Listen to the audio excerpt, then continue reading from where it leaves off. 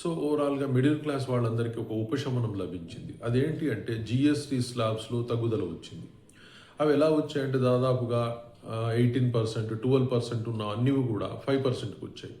దానిలో ముఖ్యంగా చెప్పాలంటే మెడిసిన్స్ అయి ఉండొచ్చు, పాలు, వెన్న, నెయ్యి, అలాగే వచ్చేసి చిన్నపిల్లలకు సంబంధించిన డైపర్స్ అయి ఉండొచ్చు, అలాగే వచ్చేసేసి సాధారణంగా వాడుకునే టూత్ పేస్ట్లు, టూత్ బ్రష్లు, ఇలాంటి అన్నిటి మీద చాలా వరకు మిడిల్ క్లాస్లో డైలీ యూసేజ్ అన్నిటి మీద కూడా దాదాపు 18-12% నుంచి 5%కి వచ్చింది.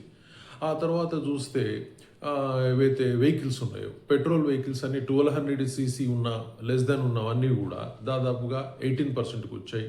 డీజిల్ 1500 సీసీ కంటే తక్కువ ఉన్నవన్నీ వాటికి కూడా 18%కి వచ్చాయి. ఇవన్నీ కూడా దాదాపు 28% ఉండేవి. ఇవన్నీ కూడా తగ్గాయి.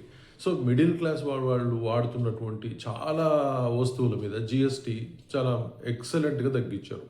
అలాగే వచ్చేసి హెల్త్ ఇన్సూరెన్స్ అయి ఉండొచ్చు, జీవిత బీమా అంటే ఎల్ఐసి లాంటివి అయి ఉండొచ్చు, వీటన్నిటి మీద ఇన్సూరెన్స్ని ఎత్తేసేశారు.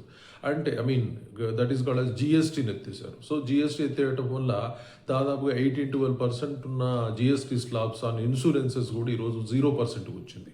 సో 0% రావటం వల్ల అడ్వాంటేజ్ ఏంటి అంటే వాళ్ళ ప్రీమియం తగ్గిపోతుంది. సో అదొక గొప్ప సదవకాశం for middle class families.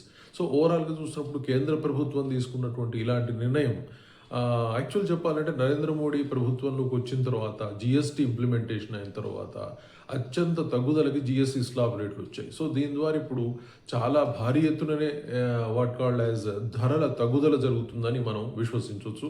So ప్రజలు ఈ దసరా పండుగని చాలా హ్యాపీగా జరుపుకుంటారని ఆశిద్దాం. Thank you very much.